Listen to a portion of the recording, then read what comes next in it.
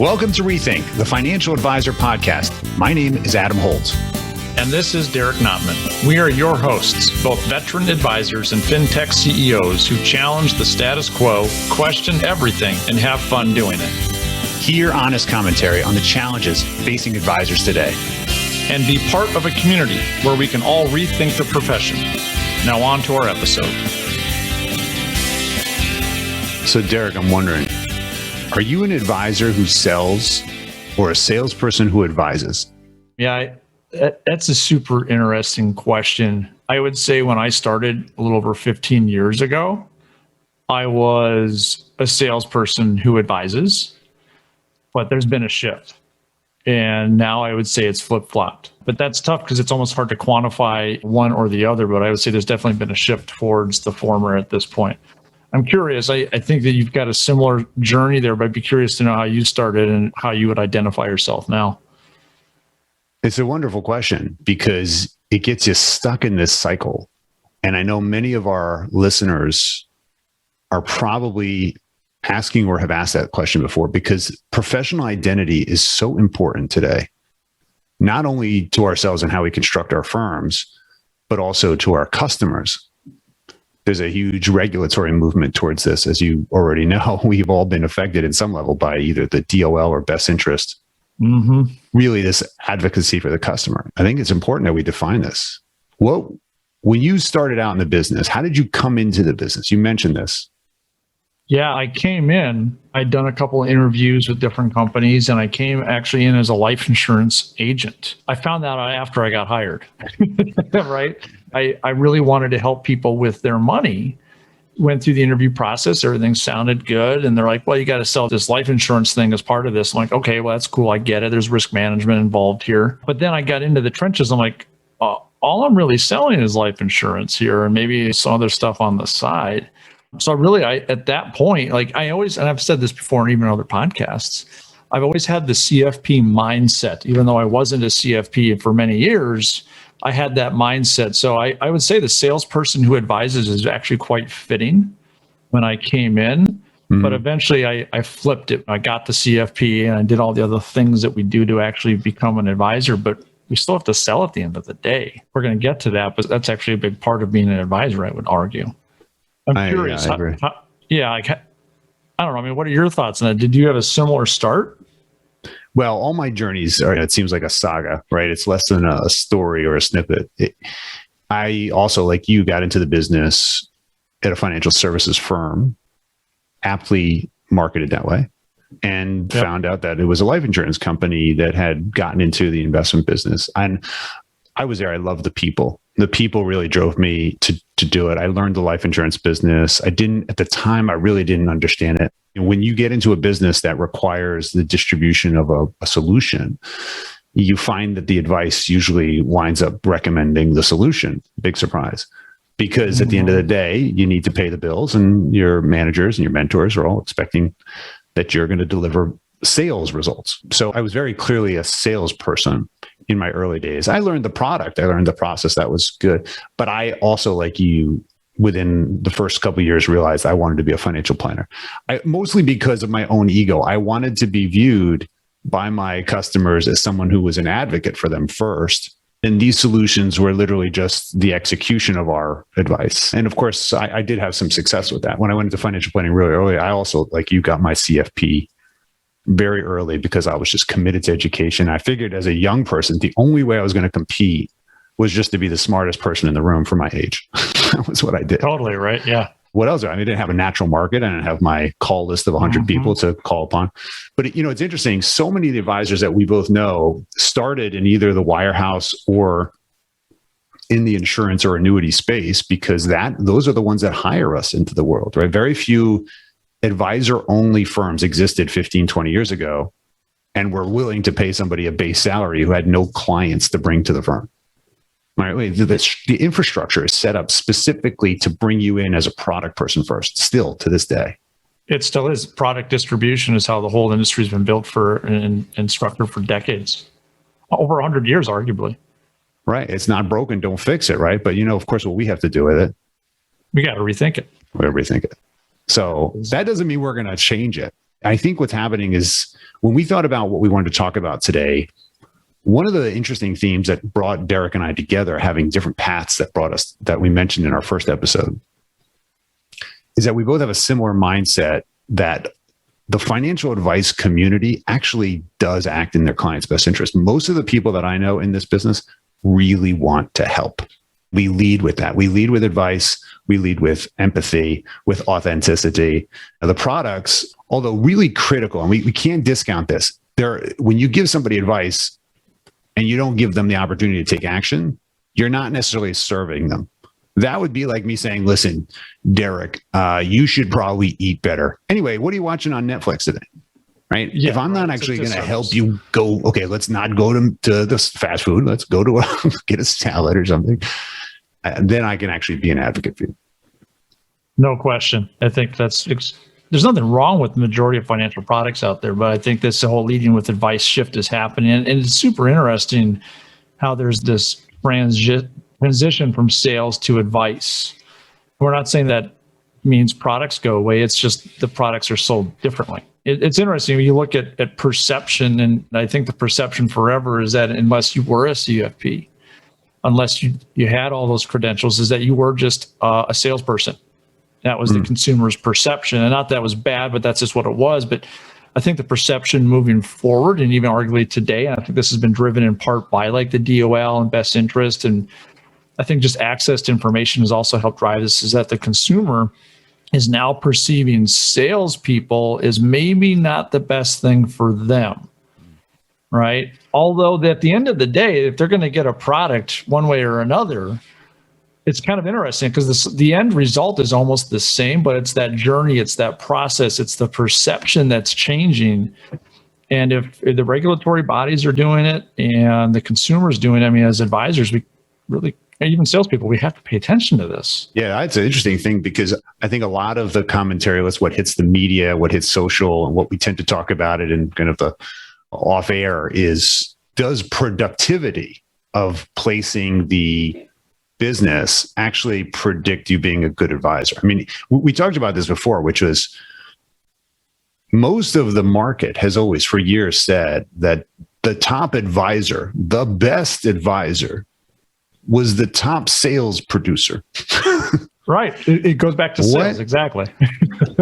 Why is that? I mean, they made the most money for the company, not necessarily they were the best advisor. Because people, I don't know if you notice this, there's been a bunch of companies that have switched from they're an agent or a representative to now they're a financial advisor. Everybody's a financial advisor, right? CFP or not, CFP, they don't even know what the ethics committee does, but I don't know, it's getting washed out for me. I'm not exactly sure who's an advisor anymore or not. You found some fantastic stats about the number of people in the business. I thought that was really interesting. It's fascinating. You've got, and I don't know the exact number here, but it's over 30,000 RIAs in the United States. What's interesting is like 29,000 of them are small solo shops, which is fascinating, like solo or small ensemble shops. We've got over 600,000 people registered with FINRA. And there was a study that came out in 2020 that 409,000 life insurance agents in the United States. It's fascinating. Wow. But they're all, even the RIAs, I mean, so this is what is interesting is like the bulk of the numbers here are salespeople. That's how they've been classified forever. And you've got this smaller number of people who would identify with advisor first, leading with advice type of mentality. But there's been a massive shift there. And the growth in the RIA space is going crazy, where the growth in the salesperson environment, I'd have to back this up with some stats, but it appears to be stagnant, where there's almost no growth there. So you can tell that something's happening.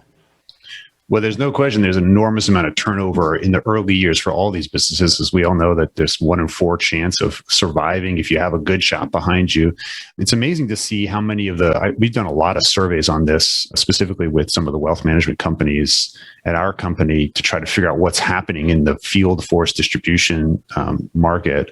It's actually a program that we'll put a link to it at the bottom of it. It's kind of interesting reading, but it's amazing to me how many of the larger companies today are switching over their own identity to financial advice, holistic planning, advice first, mandating CFP, starting to push this. There is a wholesale shift of the industry to move to an advice-led experience. That doesn't mean that product sales are going away. That's been the lifeblood for many companies. It's why they can afford to pay what they pay financial advisors. It's been obviously a pretty good profession for many people. That being said, I think we're going to start to see what we've been hearing in the undercurrents of changing compensation. I think we're going to start seeing this because how somebody is paid directly impacts their identity. Right? We tend to provide all the value in advice to our clients throughout the years, but then we get compensated by the assets and or the products that they placed. In some measure, there needs to be better disclosure as to how that's actually working. Disclosure, I'm not sure. Transparency. That's it. It's transparency. How do you think this is going to play out? I mean, if we rethink compensation in our business, if in fact I'm right, and how a person is paid is how that defines their consumer facing identity, right? You get paid by placing a mortgage. You get paid by receiving money from a TAMP, right? This is what I'm talking about, right? You get an insurance commission. Yep. Does that overarching kind of dictate what your consumer's identity is, unless you're charging a fee or an hourly rate? I think it does, but I think it's also shifting. You mentioned mortgages. This is fascinating. So I have a friend who was actually pretty high up at one of the top 3 banks in the country and manages a ton of mortgage brokers. They just switched their entire compensation structure from commission only to base, plus now just a % of profits. So they also are moving away from this product type of compensation structure. So I think it's going to happen more and more. And it does really identify or drive the identity of who you are based upon how you're paid. It's really fascinating. I think the financial services industry tends to be a bit slow to catch up with whatever else is going on, but I see it happening. I think for rethinking this, I think this is the direction it's going. Well, I think if financial advice specifically is going to earn the rights to be a profession, I know this is going to be controversial to some of you. Right. Lawyering, being an attorney is a profession, right? Tax is a profession. Consulting is a profession. You pay the rate for the person based upon their skill and their capability and their firms, right? And you pay more for more capability, ideally, or skill, and you pay less for less, right? If financial professionals are really moving towards the fee, one of the things that I kind of think of always everything in analogies, right? Can you imagine go to a doctor and they actually got paid, not based upon the advice they gave you to their patient. They actually got paid by how many drugs they prescribed. I mean, if you got paid on prescriptions, would that misalign the kind of health guidance you would get? Probably. I think it can. I think so. I think it can. Obviously, they're held to a different standard, though, right? Because the CFP is just a designation versus like the CPA or being an attorney. And those are actual like licenses and boards that like you have to like. It's a totally different expectation isn't the right word, but like it holds more validity than just saying, hey, I have my, not that a CFP is a bad thing. I think it's extremely important, but that's almost a whole other topic. Like, should the CFP become a license? That's interesting, right? I mean, but we all have these licenses, whether you're a registered investment advisor, FINRA or otherwise, or insurance provider. You've got to get licensed in every state, but they're not necessarily making these mandates. Now, I'm not actually suggesting, Derek, that we completely overhaul the system. Where I think it matters is this, and here's where you can take this into your practice. The reason why we put this at such a primary spot in this podcast episode is because we think it's critical that everyone who's in our space address this question: what is my identity? And what is that persona? What is that identity brand? How will it dictate how I market, how I build my firm, what I focus on, what kind of content I'm going to create? What am I not going to do? What am I going to say yes to? What am I not going to, who am I going to partner with if I'm not going to focus on this area? And I think understanding whether you're going to lead with advice and be an advisor who sells or implements, or a salesperson who advises, is going to really impact that throughout the rest of the mentorship that we hope to provide, because we're going to touch on this. It's going to influence. Yeah, the identity question is a huge one. And I think it's a challenge for a lot of us. And you and I experienced this when we started, is We came in under the guise of financial advice, but really was a product thing. So we were conflicted with what our identity was from day one. We didn't really know what it was. So it's tough. So I think that's why this question is so absolutely important, because you're right. Being authentic, being genuine is not only important for us, but our customers, the consumers demanding this. They have access to information like never before. So they want to know, like, who the heck is this person? We have to pay attention to that. It's the whole, like, we don't want to be sold to, we want to buy. And there's plenty of buyers out there, but people don't want to buy from somebody that's not authentic and genuine and doesn't have a clear identity. As an advisor or salesperson, I mean, either or, if you don't have a clear identity, then how is someone going to be able to identify with you? You know, if you're the right person to help them with whatever they need. Yeah, it's true. It's funny. This came up in a prior conversation. We said, as a joke, if you took the product compensation that is typically earned from placing and solving a whole bunch of problems for a household or a business, whoever you work with, and then you actually just wrote that down and said, okay, I want you to pay this in cash.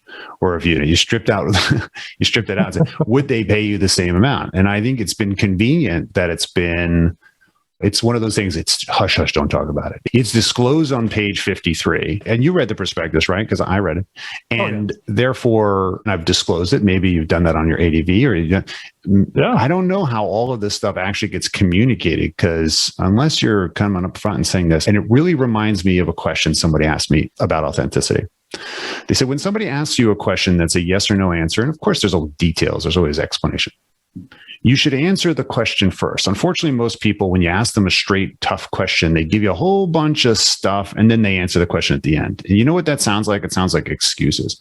I wonder how much more we could get control over being authentic by saying upfront, by the way, here's how I get paid and here's how much it's going to be. And it's going to be this in dollars, not in percentages or bips or whatever. It's this how much dollars.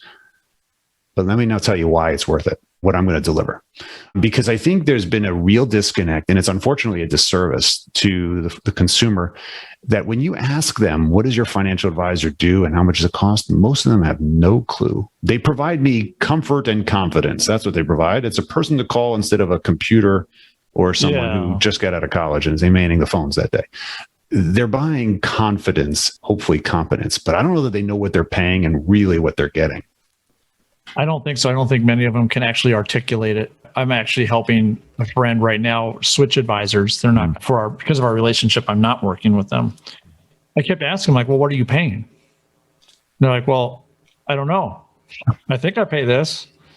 I'm not quite sure. And they couldn't really articulate the value either. So I think it's there. People want it, but you're right. Like, I think for so long, the price has been buried, and this is a chicken egg type of thing, right? Did consumers get comfortable with paying for financial advice and products because of how they've been distributed forever? Right? Or was it the other way around? I don't know. It's tough to know. I don't know if we'll ever be able to answer that. However, it feels like there is a shift. Pretty much everything in our lives these days is subscription based, right? Mm-hmm. I know what I pay per month. I'm willing to pay that. It's transparent, and I get X, Y, and Z because of it. So I think there is that shift. So I don't know if we'll ever get there completely in our industry. Some products just would never work that way. Mm-hmm. But the transparency piece is absolutely paramount. We have to have that. We don't go to Best Buy to buy a television if we can't compare the prices. Yeah. Right? Well, we just have to have it out there. You're totally right. And today you mentioned it great, that people need to be engaged, and not many people want to be sold anymore. And that's something that we've been talking about for a long time, right? I could do my own shopping, but if you engage me, I'll buy from you because, exactly, place the business with you. But I'm already agreed. I understand why I'm doing it. One of the things that somebody said once was, if the product companies decided to stop paying the financial professionals completely, would your clients continue to pay you the same amount directly? Right?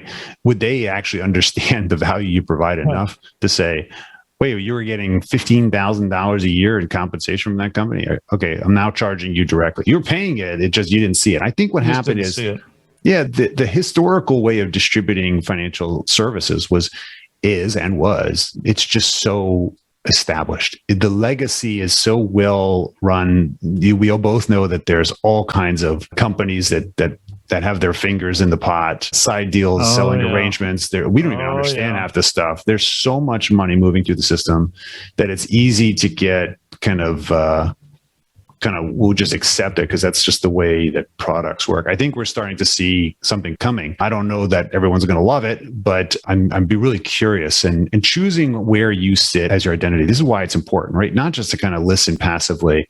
I think it's really important that each of us ultimately decide, what is that identity? Are we an advisor that sells, which I think is still critical. We still need to place the solutions. Okay. How we get compensated is another question, perhaps. Implementation is crucial.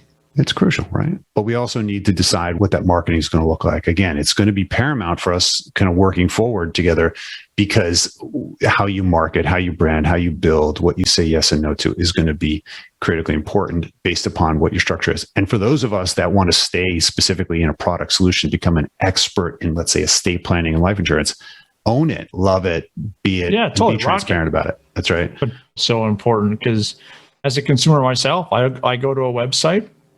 If I'm looking to buy something, one of the first tabs I look for is there a pricing tab?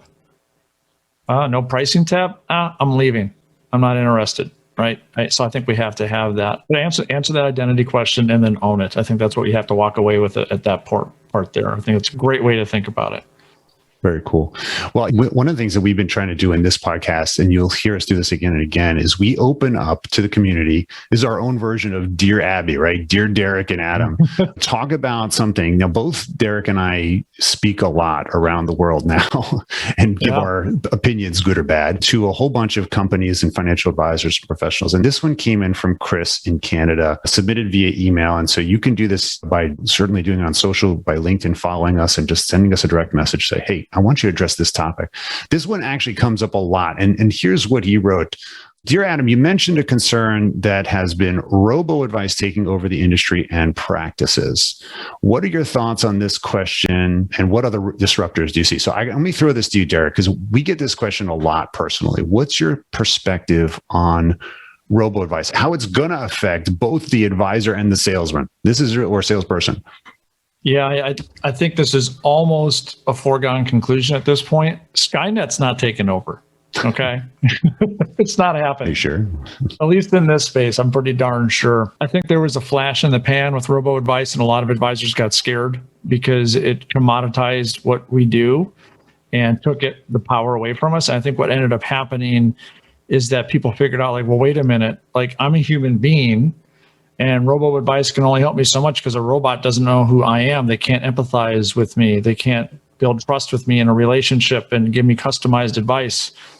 So really what I see is robo-advice becoming one of a handful of tools in an advisor's toolbox.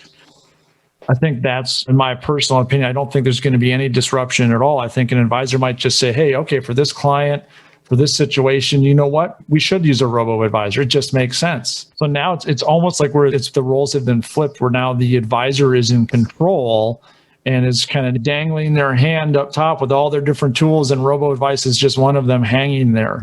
So I don't see it as a concern at all. And if anything, it's now just another, arrow in the quiver for us. It's interesting. My own thought of this keeps changing. When Robo 1 came out, you remember that when you said the flash in the pan, I was like, no, this is never going to stick. Robo 2 was, okay, wait, we need to add humans to our robo advice. And we're like, yeah, see, we told you that you needed humans. Yeah. Robo 3.0, I think we're starting to see, which is really the fact that financial advisors just adopted and absorbed portals, trading, reallocation, the stuff that should be technified, if you will. It's it's really a form of delegation, isn't it? Technology just allows us to do something cheaper, more efficiently than a human theoretically could have done it. And by the way, we should be doing that as a society. The productivity gains happens when we take our most meaningless or menial tasks and we basically automate them, and we elevate people to go work on more important stuff. That's where we actually deliver more humanity, ironically, is if it frees me up more time to actually be more human, then cool. That's going to actually lift more boats. That being said, I really think that we need to be aware here. The growing millennial population that is getting frustrated with the obscurity of the value proposition of a financial advisor because they don't even go to the banks anymore, by the way. They don't walk into banks. They don't interact. They don't have that human component and connection established with someone who gave them good advice. They might think that they're going to self-service enough online by just buying the hot Reddit, GameStop, or whatever. And that is financial advice, right? They're going to, unfortunately, I think there's a huge population that will never actually interact with a human advisor and even understand the scope of which we talk about: legal, tax, insurance, investment. They're just not going to get there, and they're going to find out too late. And my fear is that the robo-advice will stick. Get this. The robo-advice technology that's going to come out is going to be what? It's going to be a profitable technology. A profitable technology is going to do what? It's going to take the market share of distribution of product away from the people who are getting massive margins. We know them personally. So think about it. As a business, the technology that's going to come out is going to enable distribution of product, not advice. And if that is what people get to know as basically doing financial planning, that will basically perpetuate the same problem that we've been talking about all this program, as well as the past 100 years, is that product will drive at scale, low margin, mass distribution. It's whoever can push the most product. That's financial planning. And that would be a travesty. So the irony behind it is that it's not robo-advice. It's robo-sales. The full circle of all this is that what will probably disrupt the financial services industry the most is robo-sales. And I bet you Amazon will do it and Google will do it because they have distribution network. So that's why I say I'm not so sure anymore. Robo-advice, I'm not worried about. It's hard to make financial decisions. And when there's a high cost of being wrong, you want a human. So I think we'll have a place there. We have to really decide what our identity is going to be here. Because by the way, we're going to want to use those product distribution tools just like the consumer. Because it's going to be a commodity. Well, think about that. I mean, we've already had fee compression for years now.